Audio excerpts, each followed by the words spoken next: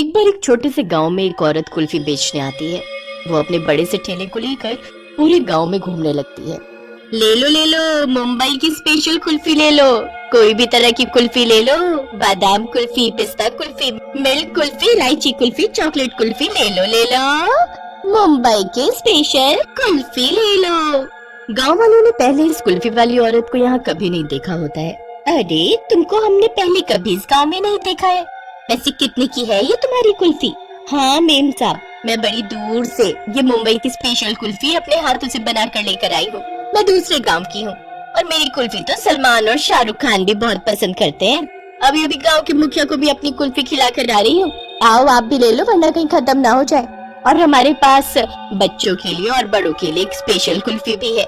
अच्छा सही, बताओ, ये तो बड़ी अनोखी बात बताई तुमने। लाओ फिर हमें भी अपनी स्पेशल कुल्फी खिलाना, तो जरा हम भी तो देखें तुम्हारी कुल्फी में ऐसा क्या खास है। कुल्फी वाली उस गांव की औरत को एक स्पेशल कुल्फी खिलाती है। अरे वाह वाह, तुमने तो हमें राधा और राम की याद दिला दी। वो भी हमें ऐसी लाजवाब कुल्फी खिलाया करते थे, पर फिर उन्होंने अपने लालच के चलते अपनी कुल्फी की रेसिपी एक अमीर आदमी को बेच दी और वो यहाँ से हमेशा के लिए चले गए। कुल्फी वाली ये सुनकर हैरान रह जाती है, पर कुछ भी नहीं कहती। इसी तरह गांव का हर आदमी उस कुल्फी वाली की स्पेशल कुल्फी खाता है, और सिर्फ एक बार ही नहीं, कई बार, क्योंकि वो होती ही इतनी ज्यादा ठंडी और मजेदार है। वाह वाह वाह, कुल्फी वाली क्या कुल्फी खिलाई है। अब गर्मियाँ शुरू हो रही हैं। आती जाती रहना तुम तो हमारे गांव में। अरे क्यों नहीं भैया, जरूर, अब तो मैं आती जाती रहूंगी। कुल्फी का सीजन जो आ गया है। ऐसे ही शाम हो जाती है और वो कुल्फी वाली सारी कुल्फी बेचकर गांव के बाहर बनी एक छोटी सी झोपड़ी में अपना ठेला लेकर चली जाती है। पर जैसे ही वो अपने ठेले को अपने घर के अंदर ले जाकर खड़ा करती है, तभी अचानक से वो ठेला एक राक्षस में बदल जाता है। इसके साथ साथ वो कुल्फी वाली भी एक डरावनी चुड़ैल में बदल जाती है। दोनों आपस में बात करते हैं। मेरे भाई, हमारा बदला अभी भी अधूरा है। ये गांव वाले आज भी ये समझते हैं कि हमने अपने लालच के चलते सब कुछ किया, पर इन्हें असलियत पता ही नहीं। पर हमें जल्द से जल्द उस दुष्ट फैक्ट्री के मालिक को ढूंढना होगा। हाँ मेरी बहन, तुम चिंता मत करो, बहुत जल्द हम उसका भी यही हाल करेंगे। सुबह होते ही सब गांव वाले भूत भूतनिया बन चुके होंगे। हाँ, और अब उन्हें पता चलेगा कि हम किस तकलीफ से गुजरे हैं। इतना कहकर दोनों भूत भाई बहन जोर जोर से हंसने लगते हैं।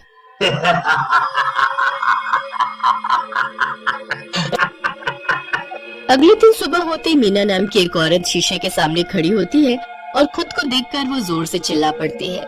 वो खुद को देखकर हैरान रह जाती है, क्योंकि वो किसी चुड़ैल से कम नहीं लग रही होती। उसके हाथों पैरों पर लंबे लंबे बाल निकल आते हैं और उसका पूरा शरीर लाल रंग का हो जाता है। हाय राम, मैं बर्बाद हो गई। हाय मेरा सुंदर चेहरे को क्या हो गया? कोई सुन रहा है कि नहीं भाई?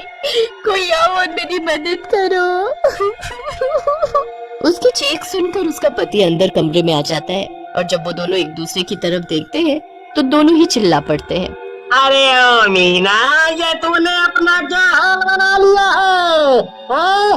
क्या तुम आज मेकअप करना भूल गई? अरे जाओ जल्दी आके मेकअप करो। मुझसे तुम्हारी ये असली शक्ल बिल्कुल नहीं देखी जा रही है। हाँ। हे भगवान, ये मेरे कैसे आदमी से शादी कर ली। अरे जरा इधर आकर आईने में खुद को देखो जी, तुम्हारी भी यही हालत हो गई है। और सच में वो दोनों बिल्कुल किसी भूत जैसे लग रहे होते हैं। उनका शरीर पूरी तरह से लाल रंग का हो जाता है और उनके हाथ पैरों पर लंबे लंबे बाल आ जाते हैं। और सिर्फ उनके परिवार का ही नहीं, पूरे गांव के हर रहने वाले इंसान का वही हाल होता है। वो सब एक साथ एक जगह इकट्ठे होते हैं। तभी सब गांव वालों में से एक आदमी कहता है, अरे भाई, हम सबकी ऐसी हालत बना कैसे हो गई है? और इसे ठीक कैसे करना है ये भी बताओ। अरे जल्दी बताओ। दूसरी औरत कहती है, तुम सबको वो कुल्फी बेचने वाली औरत याद है? वो उसी की कुल्फी हम सबने खाई थी और देखो उसके बाद से ही हमारा ये हाल हुआ है।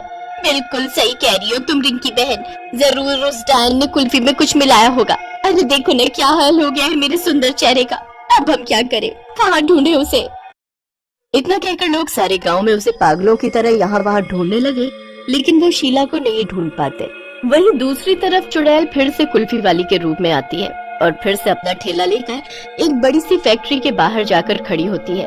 कुल्फी ले लो कुल्फी, मीठी मीठी ठंडी ठंडी कुल्फी ले लो कुल्फी, जो एक बार खाएगा बार बार आएगा, कुल्फी ले लो कुल्फी। फैक्ट्री के अंदर से 3-4 लोग बाहर आते हैं। उनमें से एक आदमी कुल्फी वाली से बोलता है, कौन हो तुम? हमें नहीं चाहिए तुम्हारी कुल्फी, चलो निकलो यहाँ से।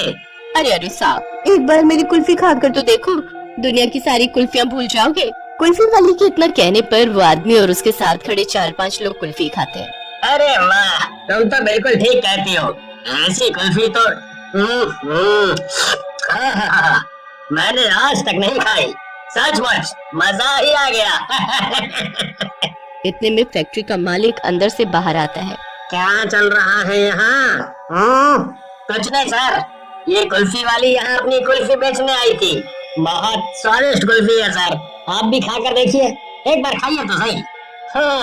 दिखाओ जरा, मैं भी तो देखूं कैसी है तुम्हारी कुल्फी। उस फैक्ट्री के मालिक को देखकर शीला की आंखों में बहुत गुस्सा भर रहा था। जी साहब, ये लीजिए ना।